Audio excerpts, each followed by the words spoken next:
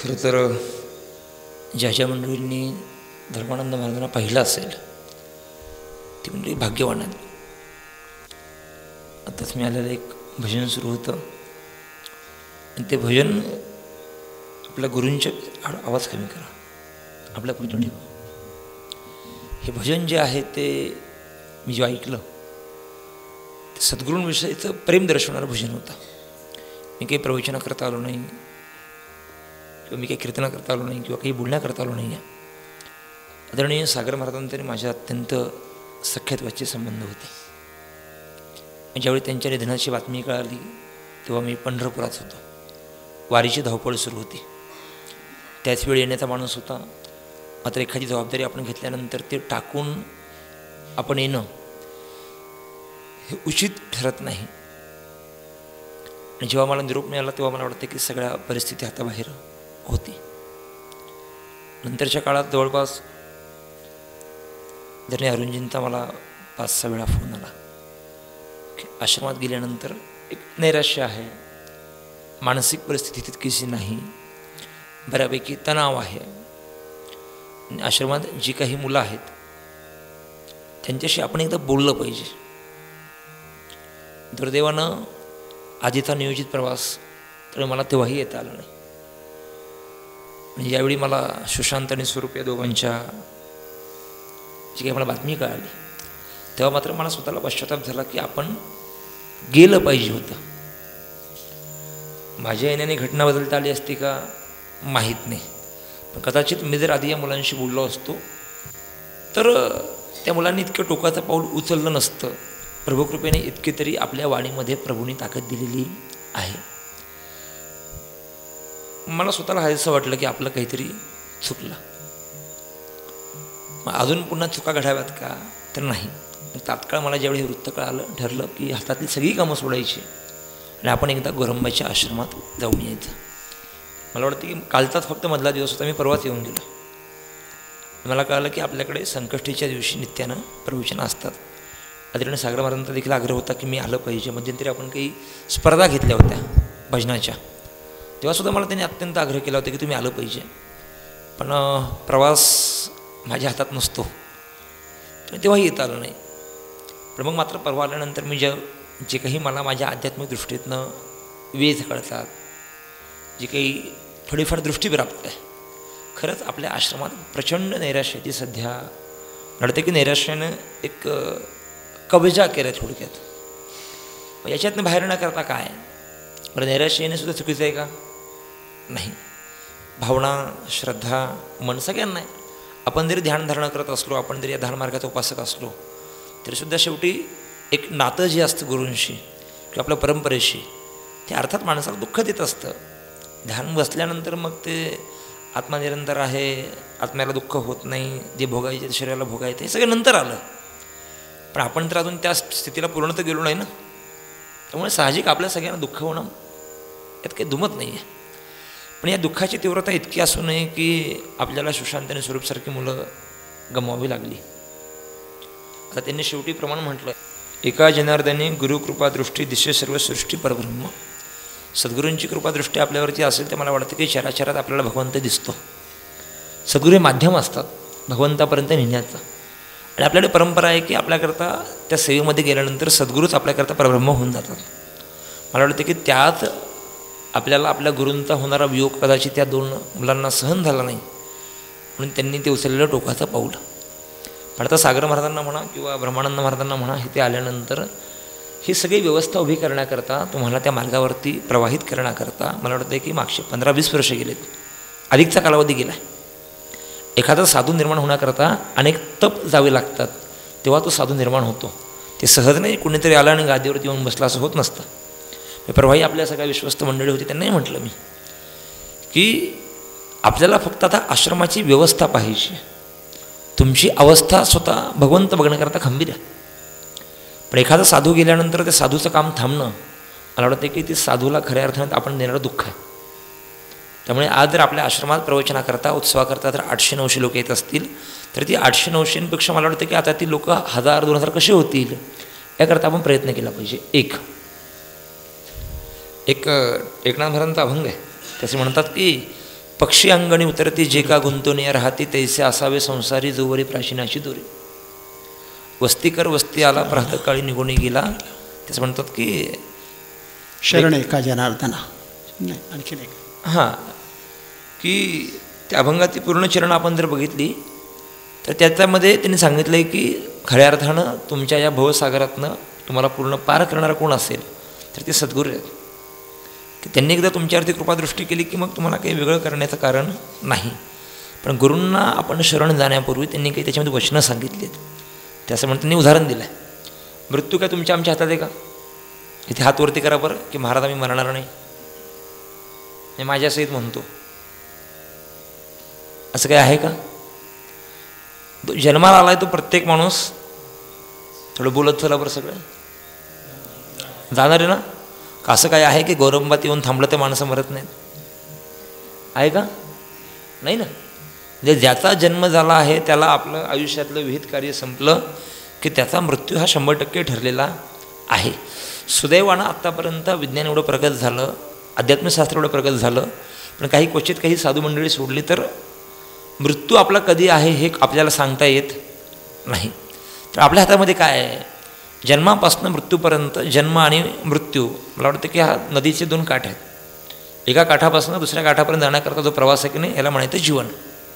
आपल्याकडे जर इतकं चांगलं जीवन आपल्याला भेटलं आहे तर आपण निश्चित आपल्या गुरूंनी दाखवलेला मार्ग हा खंडित न होता आपण तो अधिक प्रवाहित कसा करू शकतो. एक अभंग आहे, एक ओळी अशी अभंगाची.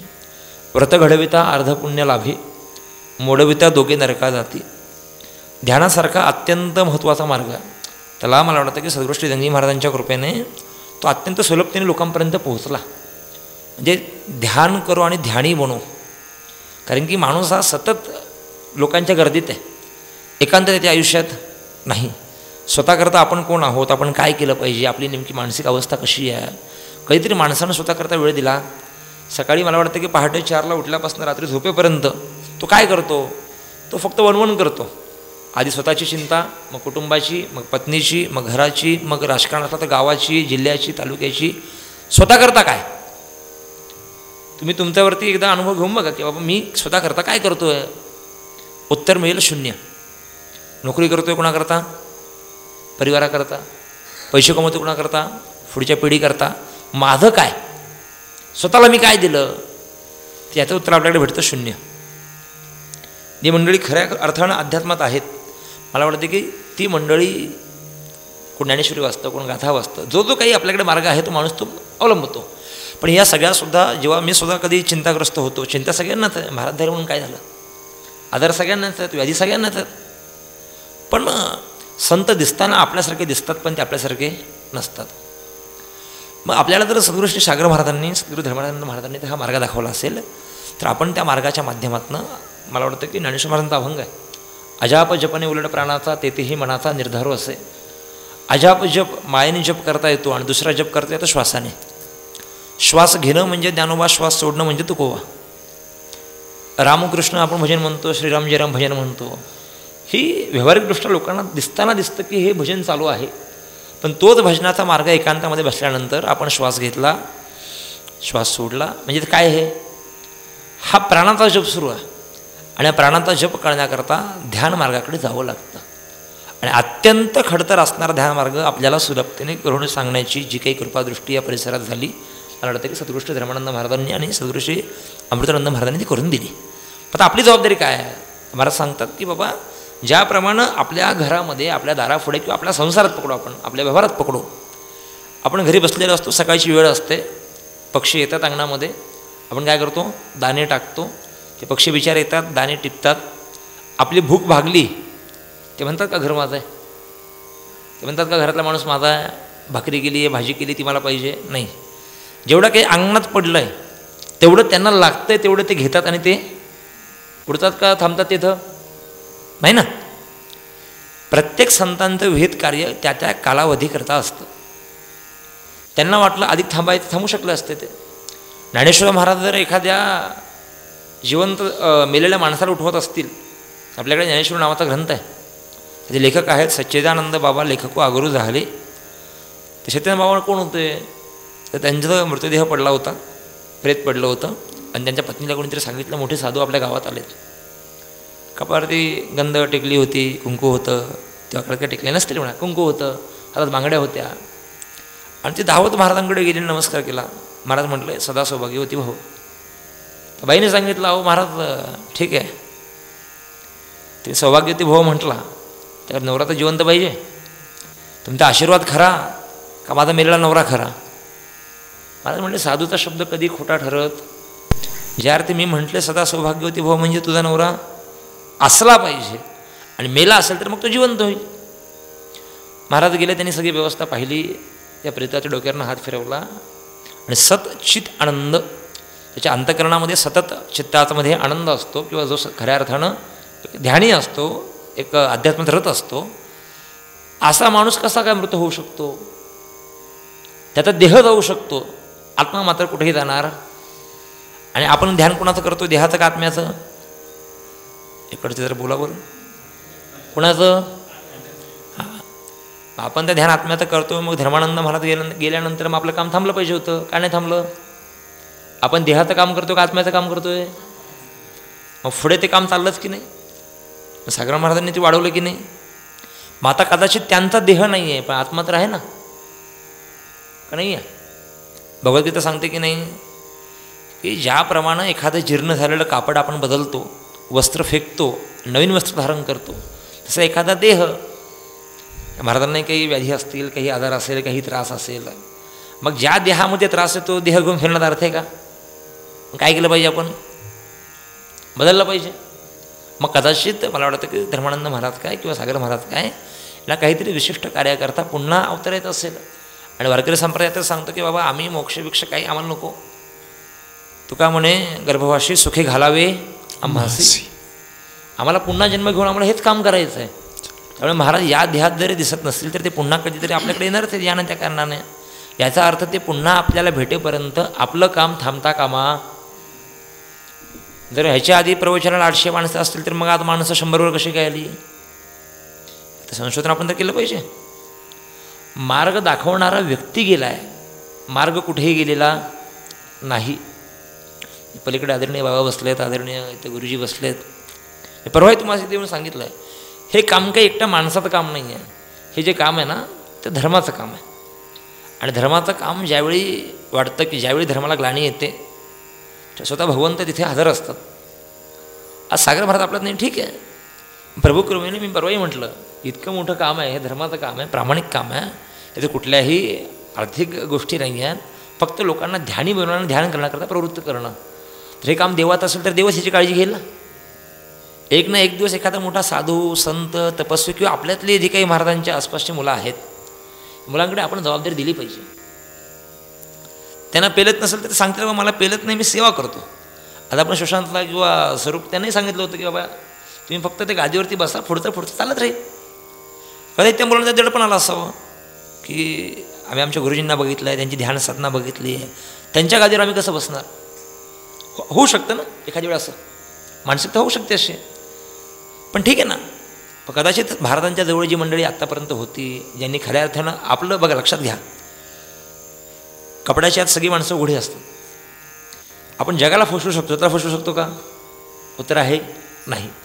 त्यामुळे ज्या साधकाला वाटतं की खऱ्या अर्थानं मी साधनेच्या त्या उच्च परमटोकापर्यंत पोहोचलो आहे किंवा मी त्याच्या जवळ गेलो आहे किंवा माझी खऱ्या अर्थानं महाराजांची प्रचंड श्रद्धा होती, तर महाराजांचं काम मी स्वतः पुढे घेऊन जाईन. हे काम काही आश्रमाचं नाही आहे, हे काम माझं आहे.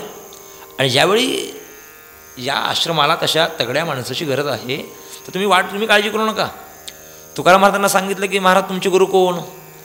ते म्हणले गुरु मी जाणार नाही गुरुकडे, गुरु माझ्याकडे शोधत येईल. सापडविले वाटे दादा गंगा स्नान, महाराजांचा अभंग आहे की नाही? हां, मस्तकी तो जाण ठेवला कर. महाराज आंघोळीला चालले होते, त्यात त्यांचे गुरु भेटले, त्यांनी तिथं त्यांना अनुग्रह केला. आता आपल्यामध्ये महाराज नाहीत का? ठीक आहे ना, कुणीतरी कुणी ना कुणी. आणि काय आहे, या एखाद्या इथल्या गादीवरती कोणाला बसवायचं आहे, महाराष्ट्रात महापुरुष नाहीत का? साधक नाहीत का? पुष्कळ आहेत आणि ते आनंदाने येतील सुद्धा.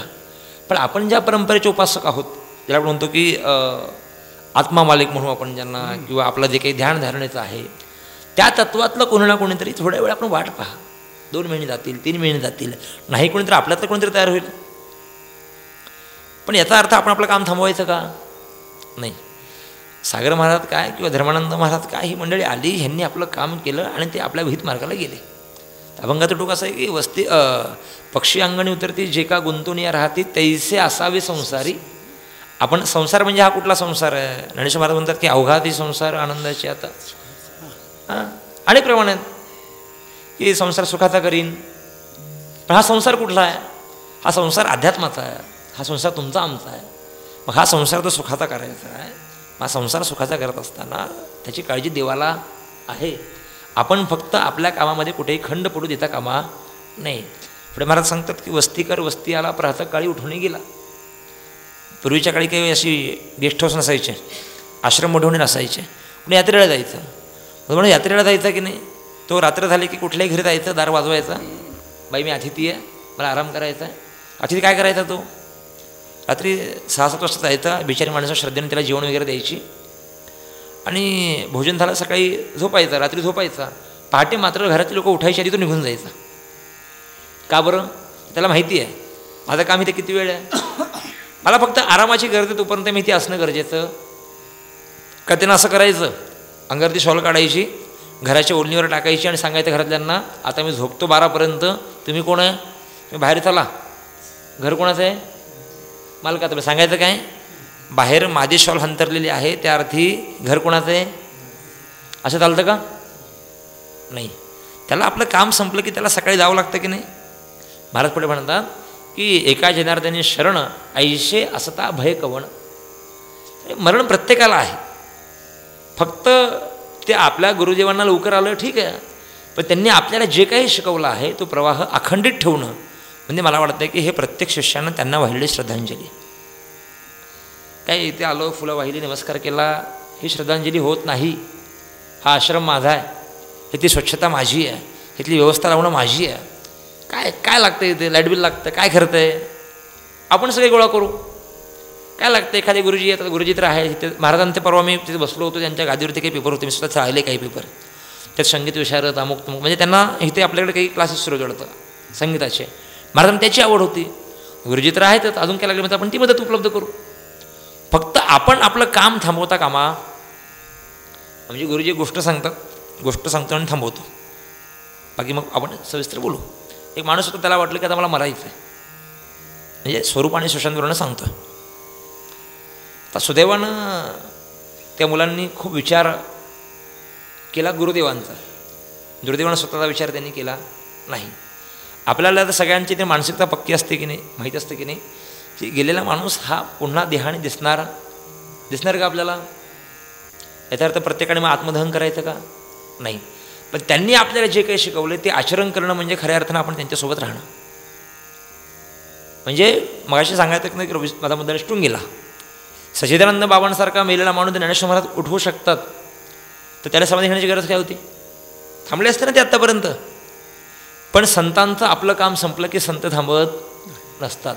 आणि त्या संतांच्या विचारांचे पाईक जे आहेत, व्याधी असतील किंवा अन्य काही असेल, पण आपलं आता हे तर रोपटं लावून झालं आहे, ते जगवायचं काम तुमचं आहे. आणि मृत्यू काही सहजासहज येत नसतो. एकाने प्रयत्न केला, आता मला मरण पाहिजे म्हटलं, वैतागलो, बायकोला वैतागलो, घरातल्यांना वैतागलो, आईवडिलांना वैतागलो, कुठं मुलाला वैतागला, गावातल्यांना वैतागला, पुढाऱ्यांना वैतागला, आता म्हटलं मरतोच. म्हटलं बरं बाबा. तो आमच्या मी पेपर, एक खरी घटना आहे बरं का, मुंबईची खरी घटना ही. तो भायखळ्याच्या पुलावर गेला, म्हणजे मुंबई भायखळा म्हणून शहर आहे भाजी मार्केटचं. ठरवलं की आता आज मरायचंच. कुणी ठरवलं? त्याने ठरवलं. मग काय कुठून मरायचं? तो तर रेल्वे ट्रॅकवर जाऊन बसला, जाऊन झोपला. पण काय दुर्दैव, त्या दिवशी पाणी खूप साठलं मुंबईत, रेल्वेच आली नाही. 7 तास झोपलेला होता. किती तास? पण रेल्वे आली नाही. मरण आलं का? नाही. दुसऱ्या दिवशी ठरवलं, रेल्वे येत नसते, रोकवा, काय आंदोलन होतं, काय होतं, नको. तो म्हणला पुलावरनं उडी मारू. म्हटलं पाण्यात मारतो का बाबा उडी तू? नाही म्हणे, पोहता येतं मला. नाही मरणार नाही. मग आता उडी कुठे मारली पाहिजे? तो म्हणला आपण दगडावर उडी मारली पाहिजे. पण दगडावर जरी उडी मारली आपण तरी मरण येईल हे सांगता येत. मग तो त्या भायखळ्याच्या पुलावर गेला. पहाटे 4:30ची वेळ होती, अंधार होता, आणि सकाळी लोकांनी बघितलं तर दवाखान्यात येतील, अंधाराची उडी मारू. महाराज त्यांनी अंधारात उडी मारली. पण दुर्दैव पहाटे 4 वाजता एक खालनं भैया चालला होता भाजीची टोपली घेऊन, त्या टोपलीत पडला, खालचा मेला, हा जिवंत राहिला. उत्तर काय? खालच्यात मरण आलं होतं म्हणून तो मेला, वरच्यात अजून आलं नव्हतं म्हणून तो संपला. सुशांत काय किंवा स्वरूप काय यांनी उचललेलं पाऊल प्रचंड टोकाचं होतं. कदाचित त्यांच्याशी थोडंसं आधी असं कोणी हसत खेळत बोललं असतं की नाही, त्यांनी हा विचार केला. त्यामुळे ते माझंच मन मला खातं आहे की मी का लवकर आलो नाही मुलांशी बोलण्याकरता. पण आता महाराजांचं काम वाढवणं हे आपल्या सगळ्यांचं कर्तव्य आहे. बरं, आत्महत्या करायला पण धाडस लागतं, कोणी करू शकत नाही. एक आजी होत्या, मला म्हटल्या वैतागली मी आता, आजार अमुक तमुक, आता म्हटले जीवच देते. जीव द्यायला निघाली, हातात मात्र तिने कंदील धरला होता. म्हटलं आजी कंदील कशा करता? नाही म्हणे विचू काट्याचा चावला बिवला तर. चालली कशाला? कशाला घाबरते? ते सुद्धा टोकाचं पाऊल आहे, इतकं सोपं नाही. पण मरण हे माणसाचं त्या त्या ठिकाणी निश्चित असतं, तुम्ही आम्ही ते बदलू शकत. पण हे 2 अत्यंत सोन्यासारखी लेकरं जाणं, मला वाटतं की हे खूप मोठं दुःख आपल्याकरता आहे. पण आता आपण त्यांना माघारी आणू शकत नाही, पण कदाचित कधीतरी त्यांच्या आईवडिलांना बोलवा, आपली मुलं कुठं होती. अर्थात आईवडिलांनी ती मुलं ज्या अर्थी महाराजांकडे सुपूर्द केली, तर ते आईवडिलांना सुद्धा तितका विश्वास महाराजांवरती होता. पण कदाचित त्यांच्या दुःखाची तीव्रता आपल्याला कमी करता येते का? कधीतरी तुम्ही त्यांना इथे बोलवा, त्यांच्याशी संवाद साधा, किंवा नसेल शक्य तर तुम्ही त्यांच्याकडे जा. एखादी बस जावी लागली, जास्तीत जास्त काय होईल, एक 5-10 लोक जातील, गाड्या घेऊन जातील. पण आपण सगळ्यांनी त्यांच्या घरी गेलं पाहिजे की तुमची मुलं चुकीची नव्हती. गुरूंचा विरह काय असतो, कदाचित ह्याच्यापेक्षा मोठं गुरुभक्तीचं उदाहरण असू शकत, फक्त त्यांचा मार्ग मात्र चुकला. त्यामुळं आश्रमातनं सगळ्यांनी मिळून गेलं पाहिजे. कारण की 2 सोन्यासारखी मुलं जाणं हे फक्त एक आईच समजू शकते दुःख काय असतं. त्यामुळे आपण त्याकरता सुद्धा कटिबद्ध असलं पाहिजे. एक ते भगवान याच्यावरून एक दुसरं उदाहरण आठवलं. गरुड भगवंताचं वाहन आहे, त्याची आई आजारी पडली. आणि माणूस आजारी पडल्यानंतर आपल्याकडे पद्धत आहे की आपण बिस्किटचा पुडा, फळं काहीतरी घेऊन घरी बघायला जातो. आता गरुड देवताचं, ते गेले. आता ते गेल्यानंतर तो गरुड रोज बाहेर असायचा देवासोबत वाहन म्हटल्यानंतर. आईला विचारायचं, आई काही थकलीस खूप, आज कोण आलं होतं? यांनी सांगितलं आज चंद्र आला. आज कोण आलं होतं? आज इंद्र आला. आज कोण? आज गणपती आले होते. आज कोण? आज शंकर आले होते. काय आणलं? काही नाही, बिस्किटचा पुडा आणला, मारीगोल्डचा पुडा आणला, अमका आणलं, तमका आला, केळं फळं काय आणली ते आणली. ठीक आहे आई, चांगलं आहे. एवढे देव आले म्हणजे तुझी तब्येत आता बरी होणार. एक दिवस विचारला आज कोण आलं होतं? सांगितलं आज यमदेव आले होते. तो म्हटलं आई आता तुझं काही खरं नाही. तो म्हणला आता आपण हा दवाखाना चांगला नाही, आता आपण कुठंतरी आईला लांब घेऊन गेलं पाहिजे. म्हणजे यमाच्या दृष्टीपासून आपण आईला, असं कोण म्हटलं?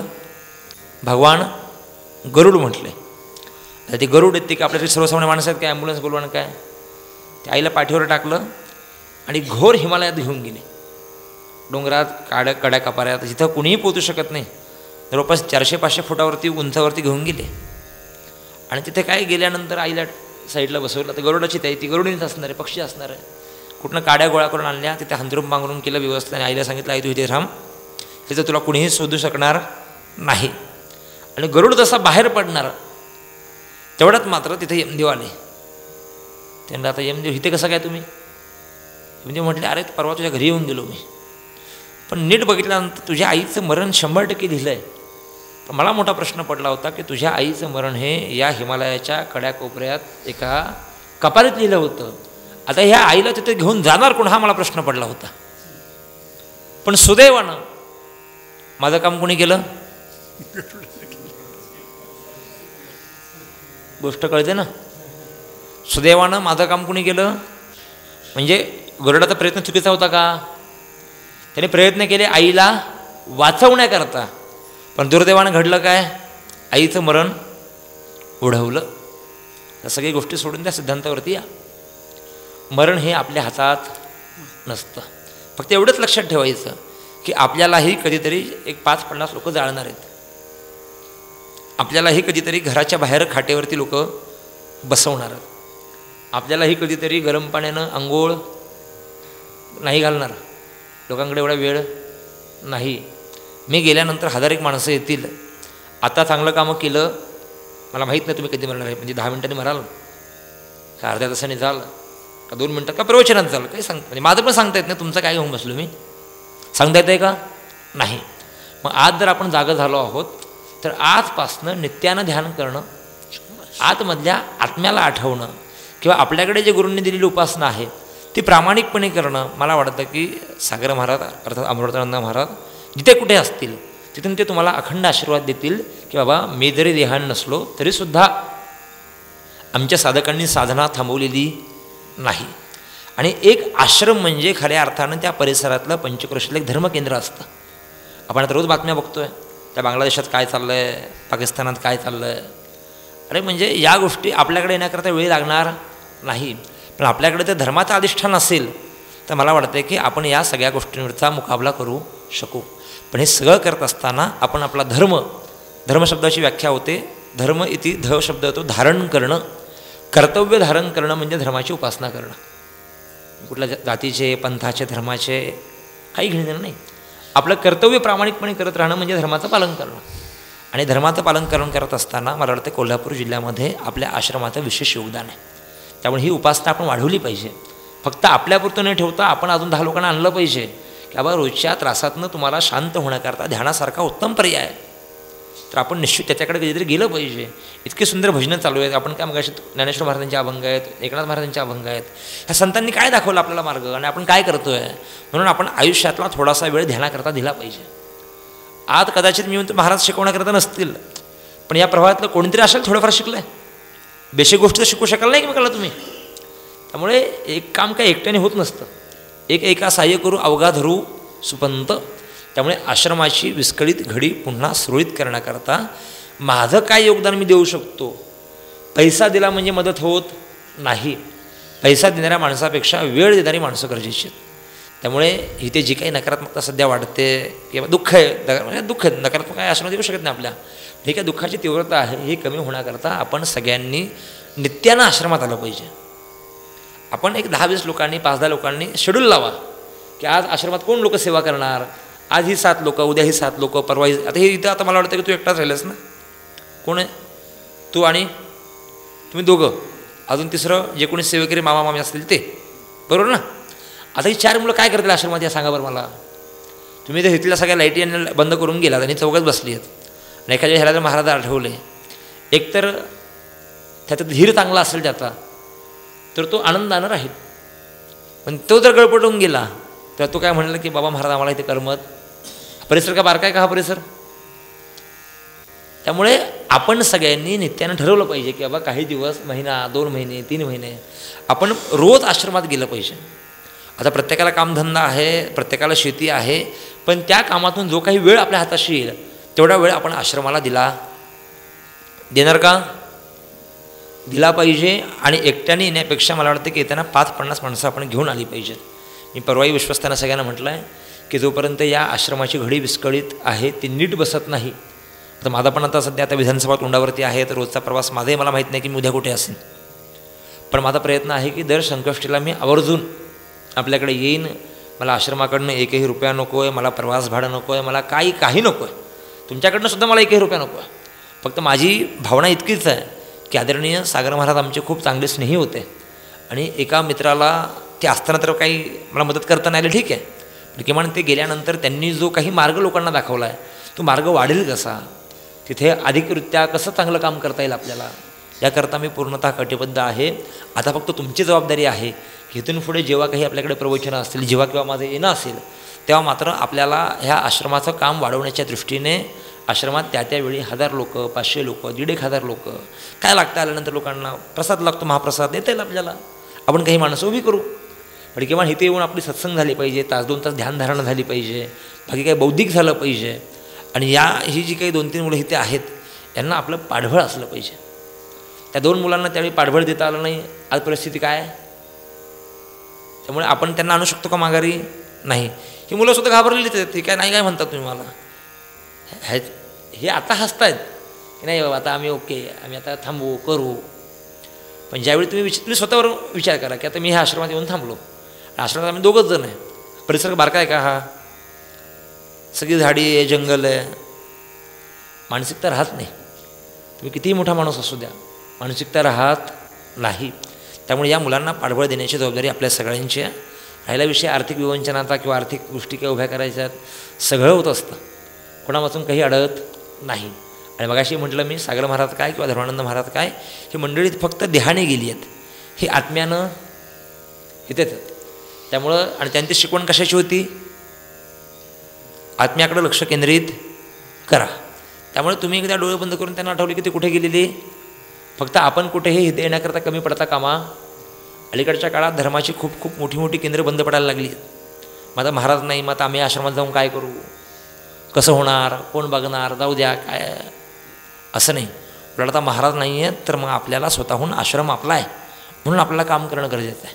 बाकी मग तुम्हाला जी काही मदत लागेल, जी काही व्यवस्थापन लागेल, मी स्वतः मुख्यमंत्री मोदयांशी बोलीन.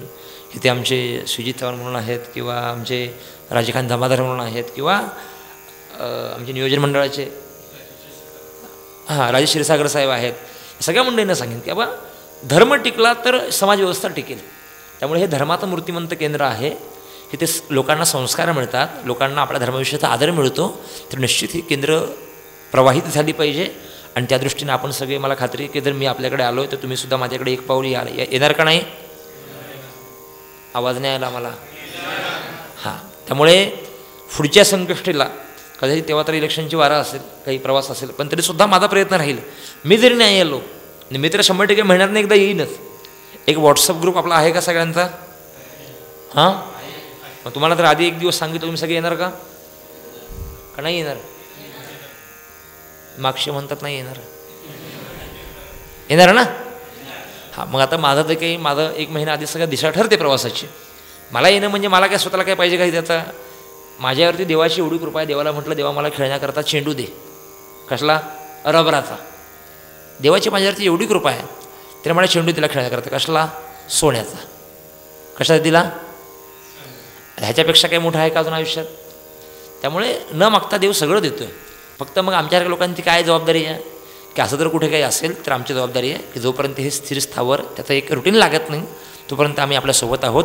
ते लागल्यानंतरही सोबत असो काही अडचण नाही आमची. कारण की माझं हे कर्तव्य माझ्या भावाप्रती आहे. सागर महाराज माझे बंधू होते, मित्र होते, सखे होते. त्यामुळे त्यांचा हा मार्ग 1000 पटीने कसा वाढेल, ज्याच्याकरता जे काही योगदान लागेल अगदी निस्वार्थ बुद्धीने. मला तुमच्या आश्रमातला एक साधी खडीसुद्धा नको आहे.